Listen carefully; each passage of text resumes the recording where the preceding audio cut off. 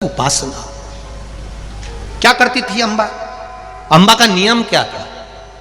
अंबा का एक ही नियम था, शिव मंदिर में जितने दिए दीपक, शिव मंदिर में जितने दीपक ठंडे हो जाते थे, ठंडे मतलब समाप्त हो जाते थे, दिए बुझ जाते थे या ठंडे हो जाते थे या समाप्त हो जाते थे, उनमें कोई प्रकाश नहीं होता था, बुझ जाते थे, ठंडे हो जाते थे, उन दियों को इकट्ठा कर कर साफ कर कर वापिस एक डलिया में रख देती थी।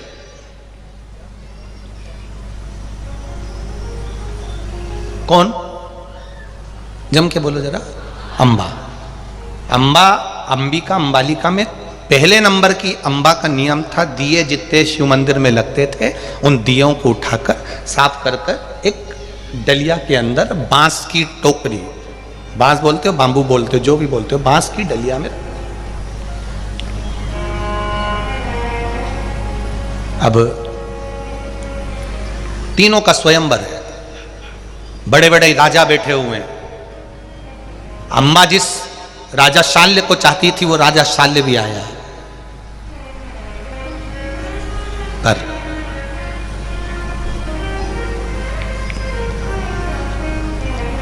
भीष्म पितामह रथ लेकर पहुंच गए।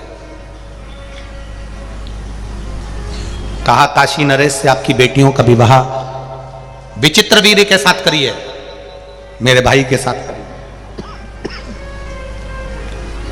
विचित्रवीर्य के साथ? हाँ। काशी नरेश ने कहा यहां स्वयंवर है, आप स्वयंवर में जीत जाओगे लड़कियों को, बेटियों को, तो मैं विवाह कर दूंगा। कोई स्वयंवर नहीं। तीनों का हाथ पकड़ा, भीष्म पितामह ने रथ पर चढ़ा लिया, मैं इनको लेकर जा रहा हूं, आप कन्यादान करने के लिए जाइए। तीनों कन्याओं को ले गए। इतने में अंबिका और अंबालिका तो वहां रहीं, पर अंबा ने भीष्म पितामह के सामने हाथ जोड़कर कहा कि मैं एक वर को चाहती हूं और मैं उसी के साथ विवाह करना चाहती हूं। जब सुना, राजा शाल्य भी उस स्वयंवर में बैठा हुआ था जिसका युद्ध भीष्म पितामह के साथ हुआ था। भीष्म पितामह तीनों कन्याओं को ले आए। अंबिका, अंबालिका तो रहीं, पर अंबा विचित्रवीर्य के साथ विवाह नहीं करना चाहती थी क्योंकि मैं शाल्य को चाहती हूं। भीष्म पितामह को लगा कि अगर ये शाल्य को चाहती है तो जाओ तुम राजा शाल्य के पास पहुंच जाओ। छोड़ दिया। राजा शाल्य के पास में अंबा पहुंच गई। अंबा ने राजा शाल्य से कहा कि मैं तुमसे विवाह करना चाहती हूं क्योंकि मैं तुम्हें स्नेह करती हूं। राजा शाल्य कहते हैं मैं भी तुमको चाहता हूं, पर मैं तुमसे विवाह नहीं करूंगा क्योंकि तुम्हारे पिता के घर में मेरा अपमान हुआ है। भीष्म पितामह तुमको लेकर चले गए, हरण कर कर चली गई, तुम भाग कर चली गई, अब मैं तुमसे विवाह नहीं कर सकता, मैं नहीं करूंगा शादी तुमसे। अंबा अपमान झेल कर वापिस आ गई और भीष्म पितामह के पास पहुंचकर कहा मेरे पिता के घर से तुम लेकर आए, राजा शाल्य ने मेरा अपमान कर दिया, धक्के मार कर निकाल दिया, विचित्रवीर्य मुझसे विवाह नहीं करना चाहते, अब मैं कहां जाऊं, आप मुझसे शादी करो। भीष्म पितामह ने कहा मैंने संकल्प लिया था कि मैं शादी नहीं करूंगा, मैं नहीं कर सकता, मैं विवाह नहीं करूंगा, मैंने संकल्प लिया, मैं शादी नहीं कर सकता आपसे। अंबा क्रोध में आ गई, क्या करूं मैं? गई, शिव की आराधना में डूब गई। 2 जगह पर अंबा ने जल चढ़ाना प्रारंभ करा। केवल एक, जिस जगह पर गणेश जी का स्थान होता है, आपको बताया था ना, जहां जलाधारी में गणेश जी का स्थान, वहां, और कार्तिकेय, वहां कार्तिकेय, वहां कार्तिकेय, 2 जगह पर जल चढ़ाती थी अंबा। इतने में गणेश और कार्तिकेय दोनों प्रकट हो गए। अंबा से कहा मांग। षडानंद कार्तिकेय बोल रहे हैं मांगो अंबा, तुम्हें क्या चाहिए? अंबा कहती है बस जिस भीष्म पितामह ने मेरी जिंदगी बर्बाद करी है उस भीष्म पितामह का अंत मेरे कारण होना चाहिए।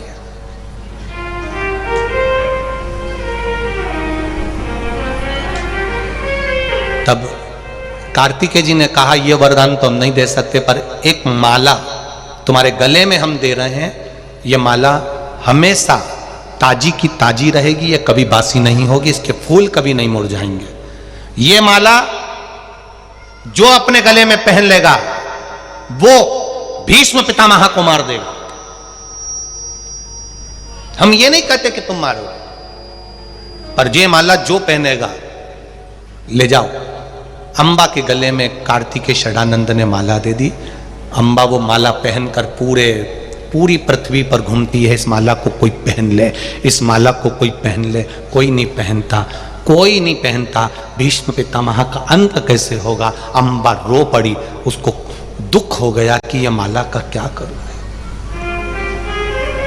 इसने माला उतारी,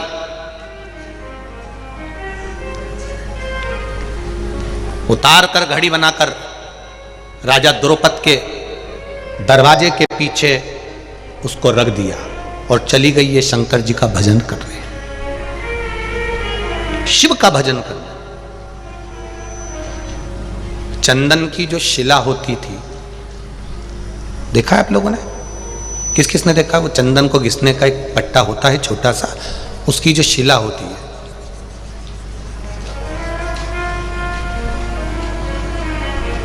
चंदन घिसने की जो शिला पट होता है, अगर वो शिला नहीं भी हो तो एक छोटा सा पत्थर, हमारे यहां बहुत सुंदर भाव कहा गया है। मान लो शिला नहीं भी है, छोटा सा चंदन का टुकड़ा यदि तुम्हारे घर में है और तुम रोज प्रतिदिन, मान लो घर में घिसा हुआ डब्बी का भी चंदन है, तो भी घर की बहू, बेटी, बेटा, परिवार का कोई सदस्य घर के अंदर चंदन के उस पत्थर पर चंदन को अगर 7 बार, 5 बार, 4 बार या उसको 2-4 बार रगड़ देता है, तो उसके घर में कभी कर्जे का क्रम नहीं होता, कर्जा नहीं बढ़ता, कर्जे से वो निवृत्त होता है।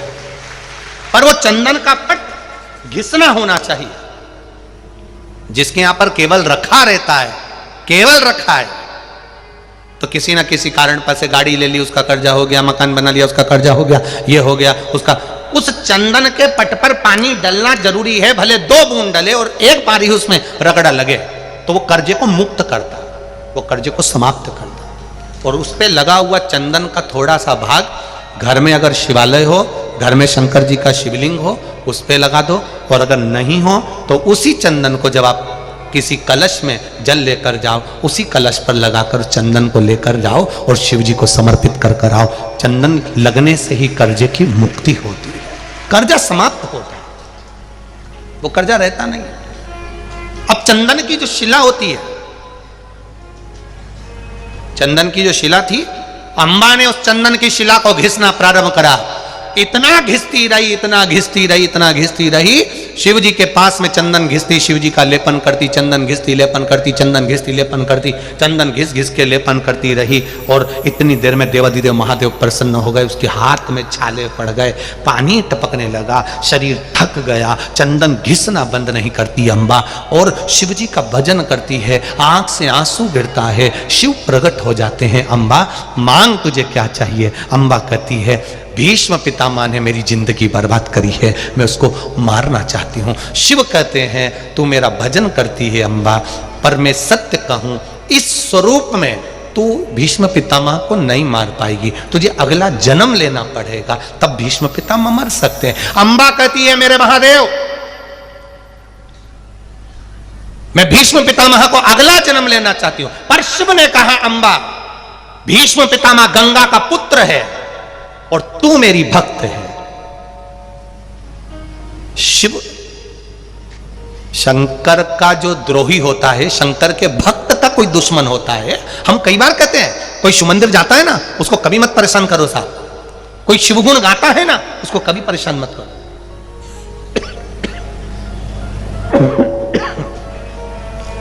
कोई शिवगुण गाने वाला, कोई शिव कथा गाने वाला, कोई शिव का भजन करने वाला, कोई शिव मंदिर जाने वाला, कोई शंकर के आनंद में डूबने वाला, उसको कभी ताना मत दो, कभी उसके लिए अपशब्द मत बोलो, कभी उसको गाली मत दो, कभी उसके लिए आड़ा टेढ़ा मत करो, नहीं तो एक ना एक दिन तुम्हें रोना तो पड़ेगा, निश्चित है। शिव जी ने कहा, अंबा तू मेरी भक्त है, तू मेरी पूजन करती है, मेरा भक्त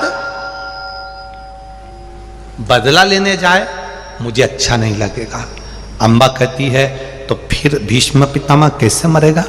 भगवान ने कहा तुझे बदला लेने की जरूरत नहीं पड़ेगी, तू तो केवल सामने जाकर खड़ी हो जाएगी और भीष्म पितामह मर जाएगा। ये शिव है, अपने भक्त को कभी नहीं कहता कि तू बदला लेना। अगर शिव भक्त को किसी ने गाली दी है तो शिव भक्त से निवेदन है पलट कर जवाब मत देना, तू गाली मत देना। कोई ने तुझे अपशब्द कहा है, तू अपशब्द मत कहना। किसी ने तुझे ताना दिया है, तू ताना मत देना। किसी ने तुझे गालियां दी है, तू पलट कर गाली मत देना। महादेव ने उसकी व्यवस्था कर दी। अंबा मैं तुझे वर देता हूं, तू अगला जन्म ले। अगला जन्म कहां लूंगी मैं? भगवान ने कहा तू द्रुपद राजा के घर में बेटी बनकर जन्मेगी, तेरा नाम शिखंडी होगा, फिर सब लीला तेरी हो जाएगी और तू नहीं मारेगी, मर जाएगा भीष्म पितामह। और वो द्रुपद राजा के घर में कन्या के रूप में जन्म ले ली। शरीर कन्या का था पर अंदर से पुरुष जैसा, मन पत्थर पुरुष का था, इसलिए उसका नाम शिखंडी था। 4 साल का शिखंडी दौड़ता हुआ दरवाजे के पीछे गया तो उसको वो माला मिल गई जो पूर्व की रखी हुई थी। वो तो कभी बासी होना ही नहीं थी क्योंकि उसको वर मिला था। उसने माला उठाकर अपने गले में पहन ली, बड़ा हो गया। कौरव और पांडवों का युद्ध प्रारंभ हो। देखिए मेरे आशुतोष भगवान की लीला देखिए। कई लोग कहते हैं भगवान की पूजन करने वालों पे ज्यादा दुख आता है। हम कहते हैं दुख जरूर आता है, सोने को तपाया जाता है तब जाकर आभूषण तैयार होता है। जितना तपेगा उतना निखरेगा। निखारने के लिए मेरा महादेव थोड़ा तपा लेगा। आएगा दुख,